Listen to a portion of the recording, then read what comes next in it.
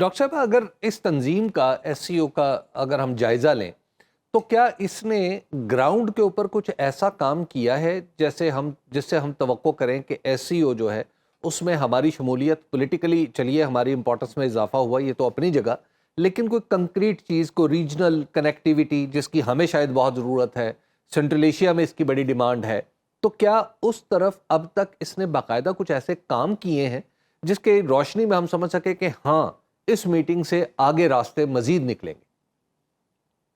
میرا خیال ہے ان میٹنگز کا مقصد یہی ہوتا ہے، اور اس طرح کی تنظیم کا بھی مقصد یہی ہوتا ہے کہ مختلف قسم کا تعاون بڑھایا جائے. تو میرے لیے مشکل ہے یہ کہنا کہ کس ایریا میں تعاون اس آرگنائزیشن کی وجہ سے بڑھا ہے. کبھی کبھی تو وہ ویسے ہی تعاون بڑھتا ہے آپ کا، اور آپ کے مفاد جو ہوتے ہیں، آپ کے اور انٹرسٹ جو ہوتے ہیں اس کی وجہ سے باہمی ہوتے ہیں. وہ ضروری نہیں کہ وہ ایک ملٹی لیٹرل آرگنائزیشن سے ہوتے ہیں، لیکن دیکھیں اس طرح کی آرگنائزیشنز کے فائدے تو ہوتے ہیں، بیکاز ان کے تھرو جس قسم کی جوائنٹ اسٹیٹمنٹس اور جوائنٹ ڈکلریشنز آتی ہیں جس میں کہ آئیڈینٹیفائی کیا جاتا ہے کہ کن ایریاز میں تعاون ہونا چاہیے، اس سے پھر ملک ایک فائدہ اٹھا سکتا ہے. لیکن میں پھر واپس آتی ہوں اپنے جو اندرونی ہمارے مسائل ہیں.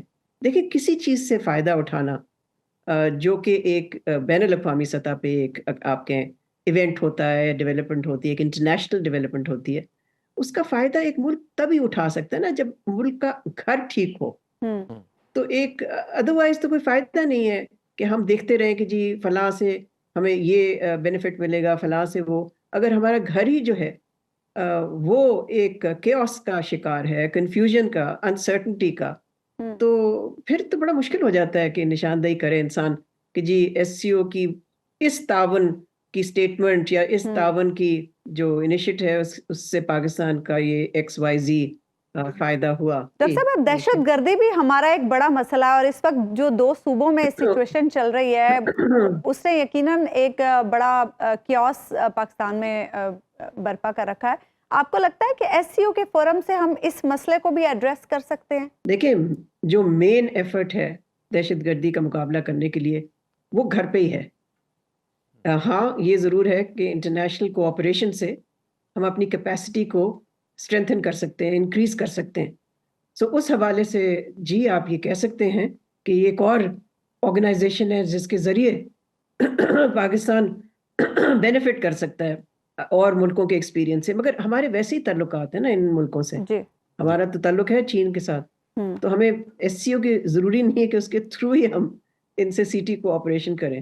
ڈاکٹر صاحب یہ بتائیے گا کہ پاکستان کے اور چائنا کے ساتھ جو ریلیشن ہیں ہمارے، وہ ظاہر ہے جیسے آپ نے کہا کہ اسٹریٹجک نوعیت کے ہو گئے ہیں. رشیا کے ساتھ بھی کیا ہم اب اس طرف جا رہے ہیں کہ ہمارے تعلقات اسی نہج پہ استوار ہو جائے رشیا کے ساتھ کہ وہاں سے ہمیں آلٹرنیٹیولی تیل مل رہا ہو، سستا مل رہا ہو، وہاں سے دیگر اگر ہم اپنی ٹریڈ بڑھانا چاہیں رشیا کے ساتھ تو ہمارے راستے کھل جائیں؟ تو کیا ہم اپنے تعلقات رشیا کے ساتھ ڈیپن کرتے جائیں گے کہ ہمیں موقع مل رہا ہے؟ میرا خیال ہے یہاں پر ایک ایفرٹ ضرور کی گئی تھی، اور تیل ایک دفعہ ایک ڈیل بھی ہوئی تھی جس سے کہ سستا تیل جو تھا وہ ہم نے لیا تھا، امپورٹ کیا تھا روس سے. لیکن میں نہیں سمجھتی اس وقت ان تعلقات میں اس قسم کا یا وزن ہے یا کوئی پراسپیکٹس ہیں، بیکاز کوئی اتنی خاص کنورجنس پہ نہیں ہے. اور یہ مت بھولیے کہ روس ابھی بھی بھارت کی قریبی ایلائے ہے.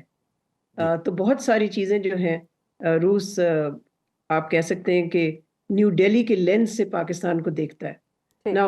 ہماری کوشش ضرور ہے اور ہونی بھی چاہیے کہ ہمارے تعلقات بہتر ہوں روس سے، مگر روس اس طرح کا پہاڑ اب نہیں رہا جو کہ آج چین ہے، جو آج امریکہ بھی ہے. وہ اس قسم کا سپر پاور نہیں ہے. میجر پاور ضرور ہے لیکن سپر پاور کے اس کے جو دن تھے وہ ختم ہو چکے ہیں. یہ ضرور ہے کہ ان کے پاس تیل اور گیس کے وسائل بہت ہیں اور ہمارے تعلقات کو بہتر کرنا چاہیے. لیکن آئی تھنک ہمیں کوئی اس طرح کی ڈیلیوژن اور ایلیوژن میں بھی نہیں رہنا چاہیے کہ اس ملک سے ہمارے تعلقات کہاں سے کہاں پہنچ جائیں گے اور اس سے پتہ نہیں کیا فائدہ ہوگا پاکستان کو. میں اس طرح سے نہیں دیکھتی. اور پھر یہ کہ انہوں نے ایک چھوٹے ملک پہ اگریشن کی ہوئی ہے، انویڈ کیا ہوا ہے.